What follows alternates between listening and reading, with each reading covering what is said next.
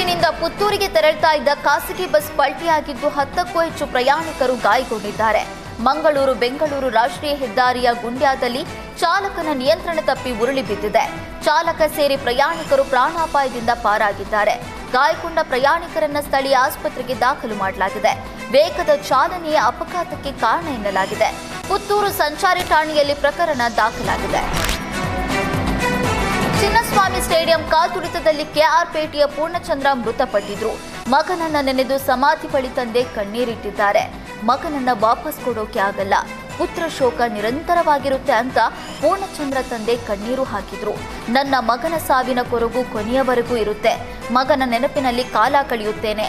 ನಮ್ಮ ಮನೆಯ ಆಧಾರ ಸ್ತಂಭವಾಗಿದ್ದ. ಏನೇ ಕೊಟ್ಟರೂ ಶೋಕವನ್ನ ಕಳೆದುಕೊಳ್ಳೋದಕ್ಕೆ ಆಗಲ್ಲ. ಈ ಕಷ್ಟ ಯಾವ ಶತ್ರುಗೂ ಬರಬಾರ್ದು ಅಂತ ಹೇಳಿದ್ದಾರೆ.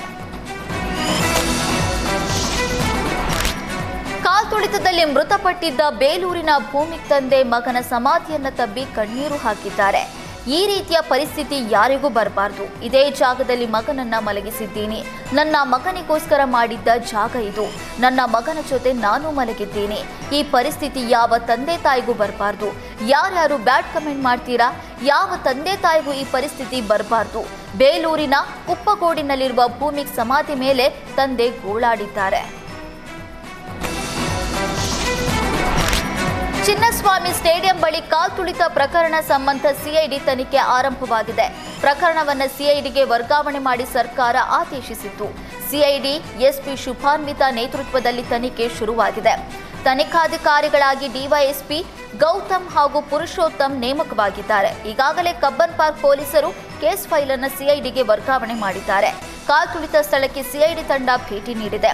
ನೂಕುನುಗ್ಗಲು ಉಂಟಾಗಿದ್ದ ಗೇಟ್ ನಂಬರ್ 7, 19, 18, 16, 21 ಬಳಿ ಪರಿಶೀಲನೆ ನಡೆಸಿದೆ.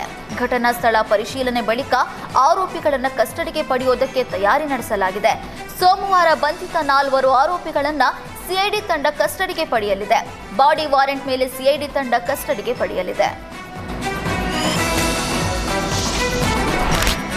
ಕಾಲ್ತುಳಿತ ದುರಂತ ಕೇಸ್ನಲ್ಲಿ ಜೈಲು ಸೇರಿರುವ RCB marketing head Nikhil Sosale ಎಡವಟ್ಟು ಎದ್ದು ಕಾಣ್ತಾ ಇದೆ. ಆರ್ಸಿಬಿ ಫ್ರಾಂಚೈಸಿ ವಿಕ್ಟರಿ ಪರೇಡ್ ಎಕ್ಸ್ಪೋಸ್ಟ್ ಹಿಂದಿನ ಪ್ಲಾನಿಂಗ್ ಕೂಡ ನಿಖಿಲ್ನದ್ದೇ ಎನ್ನಲಾಗ್ತಿದೆ. ಆರ್ಸಿಬಿ ಫ್ರಾಂಚೈಸಿ ಹಾಕಿದ್ದ ವಿಕ್ಟರಿ ಪರೇಡ್ ಹಾಗೂ ಚಿನ್ನಸ್ವಾಮಿ ಸ್ಟೇಡಿಯಂನ ಸೆಲೆಬ್ರೇಷನ್ ಪೋಸ್ಟ್ ನೋಡಿ ಲಕ್ಷಗಟ್ಟಲೆ ಅಭಿಮಾನಿಗಳು ಬಂದಿದ್ರು. ಈ ವೇಳೆ ಪೊಲೀಸ್ ಅಧಿಕಾರಿಗಳ ಗಮನಕ್ಕೆ ತಾರದೆ ಆರ್ಸಿಬಿ ಫ್ರಾಂಚೈಸಿಯಿಂದ ಸ್ಟೇಡಿಯಂ ಒಳಗೆ ಸೆಲೆಬ್ರೇಷನ್ಗೆ ಫ್ರೀ ಟಿಕೆಟ್ ಘೋಷಣೆ ಮಾಡಲಾಗಿತ್ತು. ನಿಖಿಲ್ ಆಟಗಾರರಿಗೆ ಮಾತ್ರವಲ್ಲ, ಆರ್ಸಿಬಿ ಆಟಗಾರರ ಕುಟುಂಬಸ್ಥರಿಗೂ ಅಚ್ಚುಮೆಚ್ಚು ಆಗಿದ್ದ. ಆರ್ಸಿಬಿ ಕ್ರಿಕೆಟ್ ತಂಡ ಪ್ರತಿ ಪ್ಲಾನಿಂಗ್ ಎಕ್ಸಿಕ್ಯೂಷನ್ ನೋಡಿಕೊಳ್ತಾ ಇದ್ದ.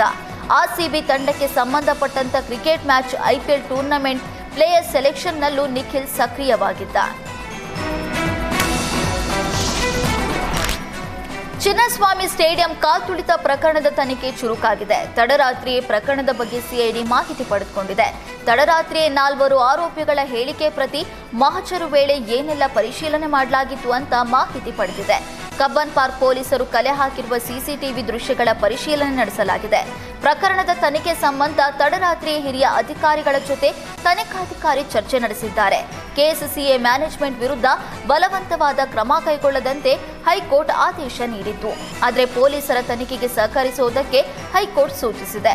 ಹೀಗಾಗಿ ಕೆಎಸ್ಸಿಎ ಮ್ಯಾನೇಜ್ಮೆಂಟ್ಗೆ ನೋಟಿಸ್ ಕೊಡೋದರ ಬಗ್ಗೆ ಚರ್ಚೆ ಮಾಡಲಾಗಿದೆ.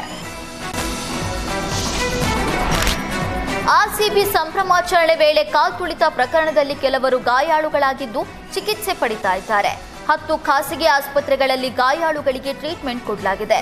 ವೈದೇಹಿ ಆಸ್ಪತ್ರೆಯಲ್ಲಿ 12, ಮಣಿಪಾಲ್ನಲ್ಲಿ 4, ಸ್ಪರ್ಶ ಆಸ್ಪತ್ರೆಯಲ್ಲಿ 5, HCL ಮಣಿಪಾಲ್ ಆಸ್ಪತ್ರೆಯಲ್ಲಿ 5 ಚಿಕಿತ್ಸೆ ಪಡಿತಾ ಇದ್ದಾರೆ.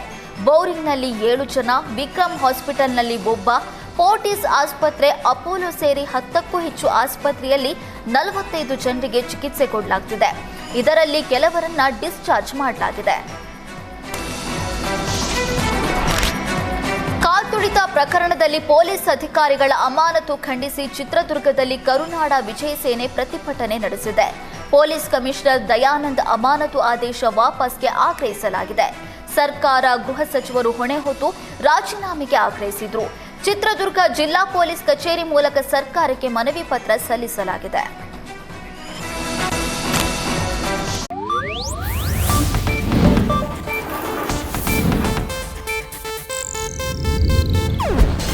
ಏಷ್ಯಾನೆಟ್ ನ್ಯೂಸ್ ನೆಟ್ವರ್ಕ್ ಪ್ರಸ್ತುತಿ.